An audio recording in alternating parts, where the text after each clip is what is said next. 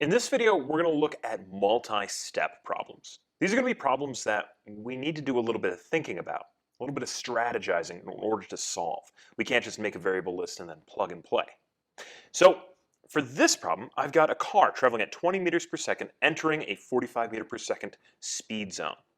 It's able to accelerate at 5 meters per second squared. And I want to know how far into this speed zone does it get before it reaches its new speed, new velocity of 45 meters per second.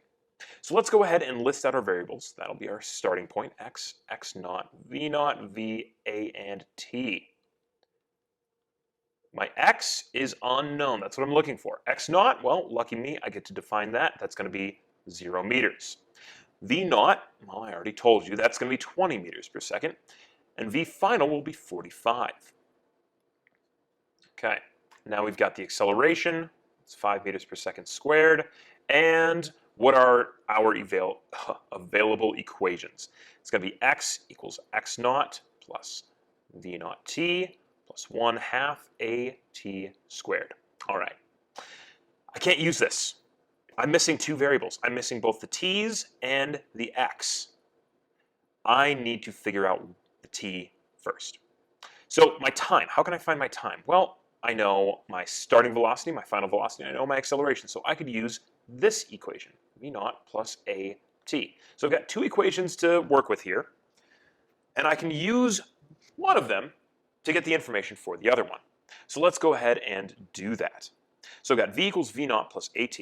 That's going to be 45 equals 20 plus 5t. So the first thing I'm going to do is I'm going to subtract 20 from both sides. It's going to leave me with 25 equals 5t. Then I'm going to divide both sides by 5. And that means that t equals 5 seconds. So now I can put that in my variable list, and now I can use this equation. So I'm going to set that up over here. We've got x equals x naught plus v naught t plus 1/2 a t squared. And I'm going to plug in my variables now. So I start at 0.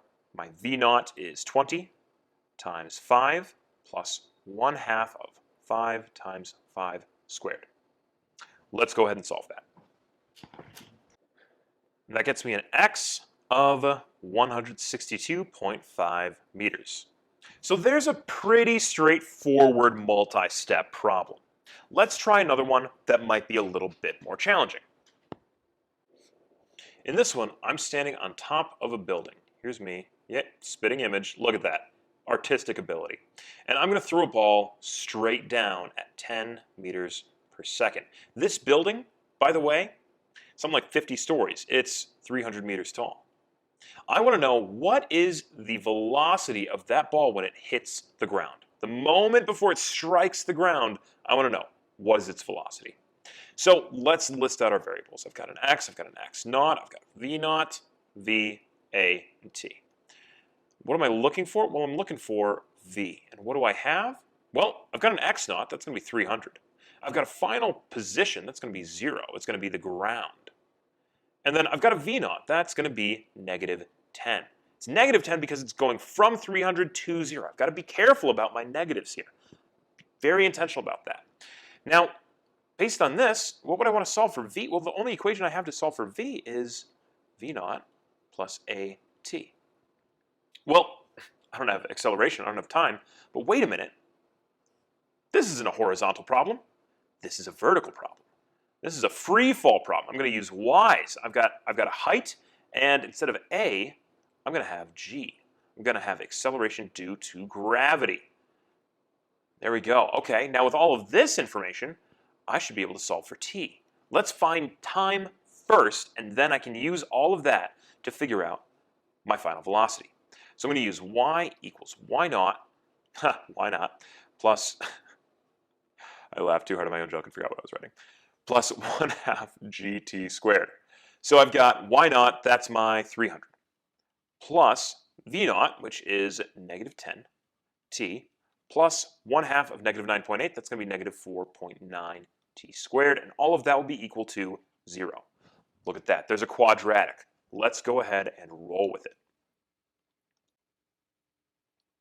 And when I do that calculation, I get two values. I get a negative 8.9 seconds, or I get a 6.87 seconds. Well, 6.87 seconds is positive and time can't be negative, so that's our winner here.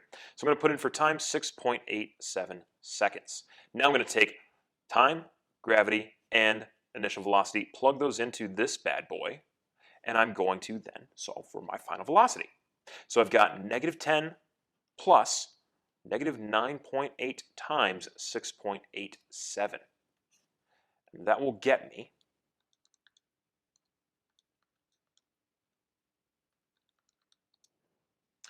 a negative 77.3 meters per second. So my final answer is negative 77.3 meters per second. Let's do one more that is pretty challenging. Let's take a look.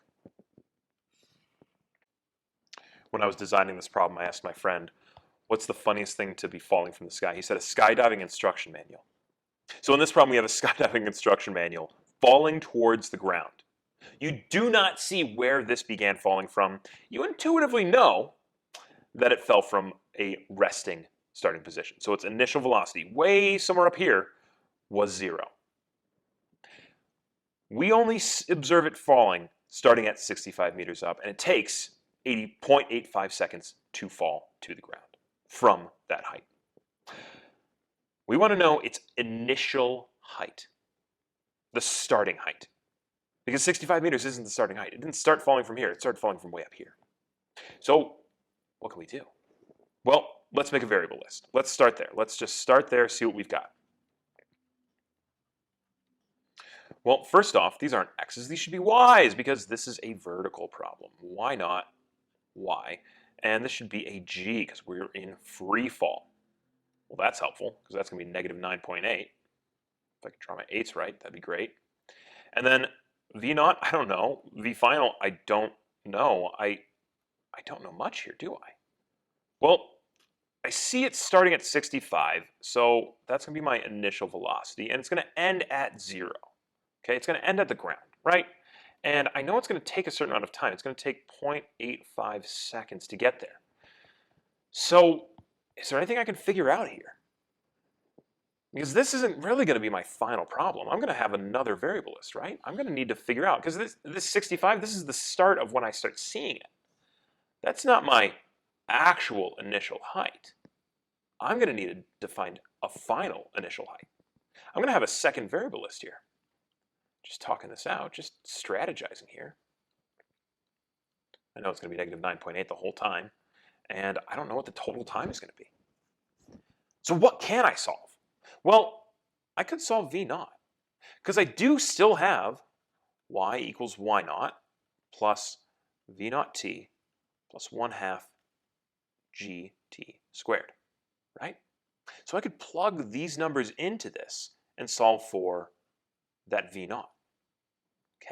Okay, that's a starting position. If I do that, I might be able to get something to work with. So let's try that. Let's try finding this v naught.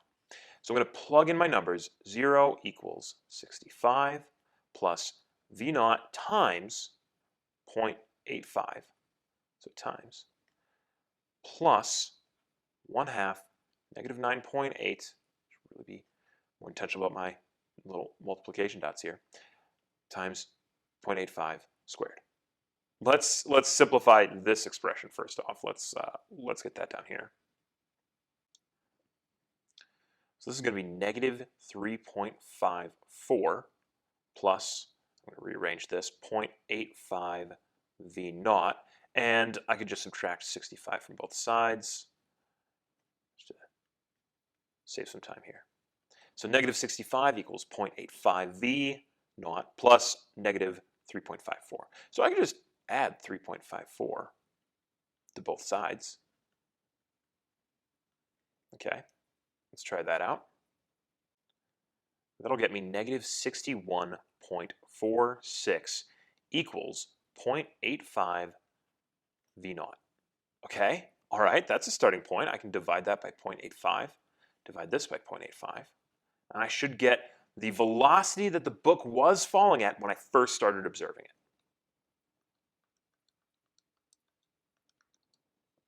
and that'll get me negative 72.3.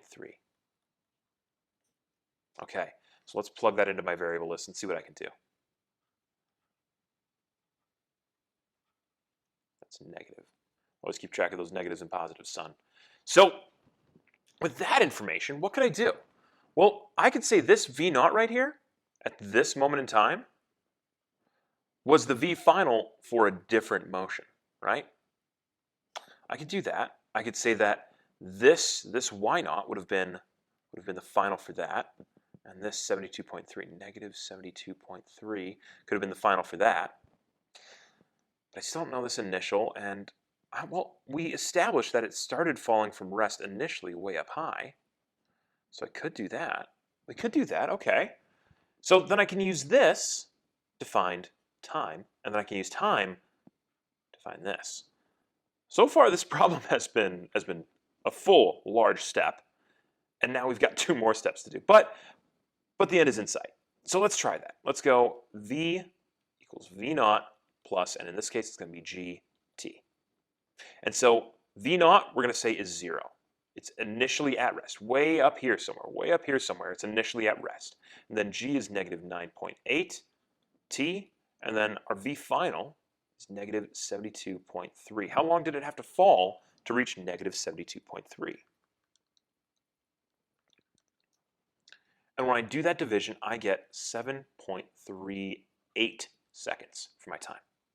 Now, let's plug that into one last round of my displacement equation.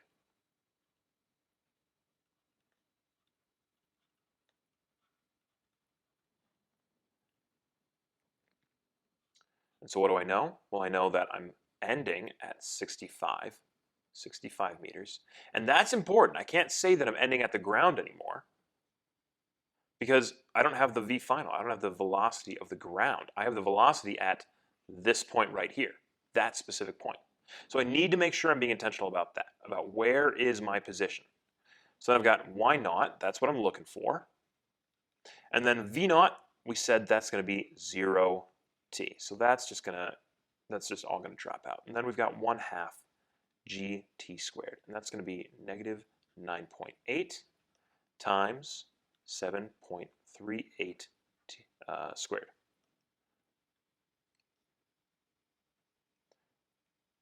So now let's simplify this guy, bring it down here. So we get 65 equals Y naught plus, and this is going to be negative 266.88. Now I can add this to both sides.